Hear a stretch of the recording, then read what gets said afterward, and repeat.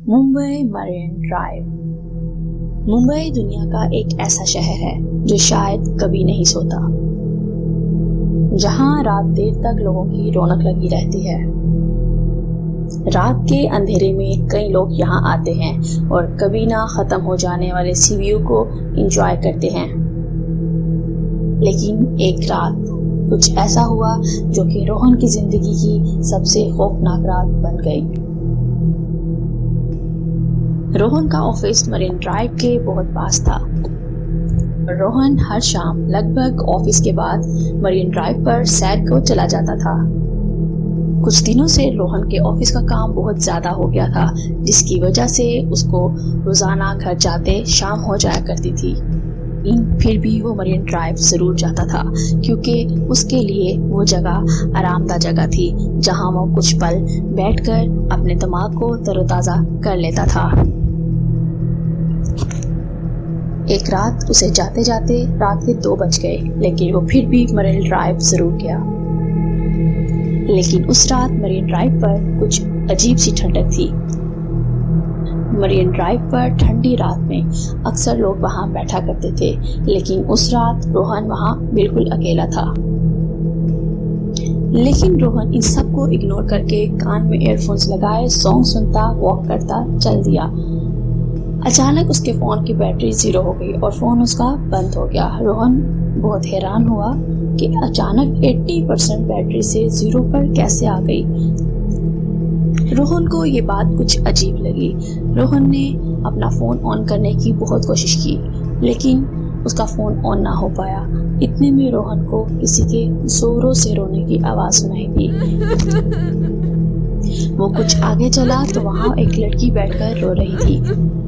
ये देखकर न जाने रोहन को क्या हुआ कि रोहन उस लड़की के पास चला गया और लड़की ने बताया कि उसका नाम अंजलि है और जिस लड़के से वो प्यार करती थी, जिसके साथ रहती थी, उसने उसे धोखा दे दिया है। बात सुनते ही रोहन कई देर तक उस अंजलि लड़की के साथ बैठा रहा। इतनी ही देर में अंजलि के रोने की आवाज से रोहन के सर में एकदम जोरों का दर्द शुरू हुआ और रोहन का चेहरा पूरा लाल हो गया और रोहन बेहोश हो गया। रोहन को जब होश आई तो सुबह हो चुकी थी और उसने देखा कि उसके आसपास कोई न था। वो अकेला मरीन ड्राइव के किनारे पर लेटा पड़ा था। उसे कुछ भी याद न था। उसे बस इतना याद था कि मैं अंजलि से बातें कर रहा था। अगली रात रोहन फिर से मरीन ड्राइव पर गया और फिर से अंजलि को ढूंढने लगा। अंजलि उसको फिर से रोते हुए मिली। रोहन फिर से उसके पास बैठ गया और अचानक से रोहन के सर पर जोरों का दर्द उठा और वो फिर से वहां बेहोश हो गया। और जब रोहन की आंख खुली, वो मरीन ड्राइव के किनारे पर लेटा पड़ा था। लेकिन रोहन को कुछ समझ नहीं आया। उसके दिमाग में सिर्फ और सिर्फ अंजलि ही चल रही थी। लेकिन वो हर रोज देर रात तक अंजलि से बातें करता। बातें करते करते वो अचानक से बेहोश हो जाता और रोज सुबह रोहन की मरीन ड्राइव पर लेटे लेटे ही आंख खुलती। रोहन की तबीयत दिन ब दिन खराब दिखाई दे रही थी। उसकी आंखों के गिर्द स्याह हल्के दिखाई देना शुरू हो गए। अगली रात रोहन का दोस्त उसके पास ऑफिस में आया। उसने रोहन से उसकी तबीयत के बारे में पूछा। रोहन ने अपने दोस्त से अभी अंजलि के बारे में जिक्र शुरू किया ही था कि उसके दोस्त ने उसकी बात काटते हुए कहा, मैं पिछली रात मरीन ड्राइव से गुजर रहा था और उसने रोहन को अपने आप से बातें करते देखा, लेकिन उसके आसपास तो कोई लड़की ना थी। रोहन अपने दोस्त की इस बात को सुनकर चौंक गया। उस रात रोहन मरीन ड्राइव पर अंजलि को ढूंढ रहा था, लेकिन उसे अंजलि कहीं दिखाई न दे रही थी। रोहन को अंजलि से मिलने का नशा सा हो गया था। लेकिन इस रात रोहन अंजलि को ढूंढते ढूंढते मरीन ड्राइव की बाउंड्री पर खड़ा हो गया और अंजलि को आवाजें देने लग गया। रोहन को ऐसा लगा कि एक काला सा धुआं उसके आर पार हो गया है। उतने में उसे अंजलि के रोने की फिर से आवाज सुनाई देने लगी। रोहन पीछे मुड़ा। उसने देखा अंजलि खड़ी उसे अपनी तरफ बुला रही थी। रोहन फिर से अंजलि के पास जाकर बैठ गया, लेकिन इस बार रोहन को उसके ऑफिस के कुलीग की बात बार बार परेशान कर रही थी। लेकिन उस टाइम रोहन ने सोचा कि वो आज अंजलि के साथ एक फोटो लेगा। जैसे ही रोहन ने अपना फोन निकाला और फोटो खींचने लगा तो अंजलि ने फोन को बहुत बुरी तरह से हाथ मारकर फेंक दिया।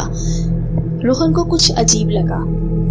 रोहन ने अपना फोन उठाया और देखा एक ब्लर सी फोटो कैमरे में नजर आ रही है।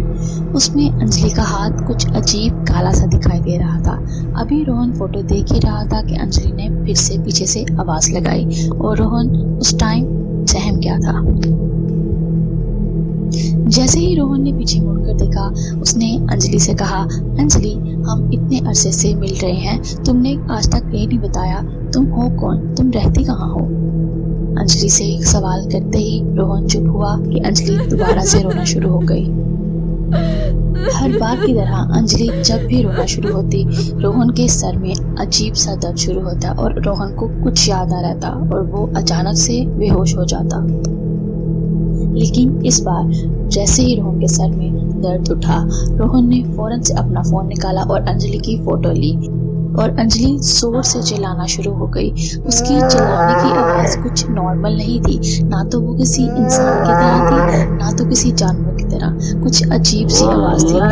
रोहन ने जैसे ही अपने फोन में देखा तो वो कोई इंसान नहीं, वो एक चुड़ैल थी जो कि काले रंग की थी। रोहन उसी वक्त वहां से भागा और कुछ दूर जाकर उसने मुड़कर देखा, अंजलि का चेहरा बिल्कुल बदल चुका था, कुछ काला सा हो चुका था और अंजलि एक भयानक चुड़ैल नजर आना शुरू हो गई और आहिस्ता आहिस्ता वो समुंदर में जाकर कहीं गायब हो गई। रोहन को अपनी आंखों पर यकीन नहीं हो रहा था। जब उसने अपने आसपास सामान बेचने वालों से पूछा तो उन्होंने बताया कि यहाँ पर हर रोज एक लड़की आया करती थी जो कि मरीन ड्राइव के किनारे पर बैठकर रोया करती थी। लोगों ने वजह बताई और बोला कि उस लड़की के लवर ने उसे धोखा दे दिया, जिस वजह से उस लड़की ने समंदर में कूदकर अपनी जान दे दी। उसके बाद उस बुजुर्ग ने बताया कि काफी लड़कों को मरीन ड्राइव के बाउंडर पर बैठा हुआ अपने आप से बातें करते देखा गया है, लेकिन आज तक उसके बाद रोहन कभी मरीन ड्राइव पर गया ही नहीं।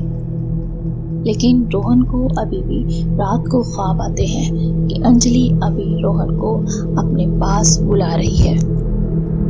तो जी दोस्तों, अगर आपको हमारी स्टोरी पसंद आई हो तो प्लीज हमारे चैनल को लाइक, सब्सक्राइब एंड शेयर करना मत भूलिएगा। मिलते हैं अगली स्टोरी में।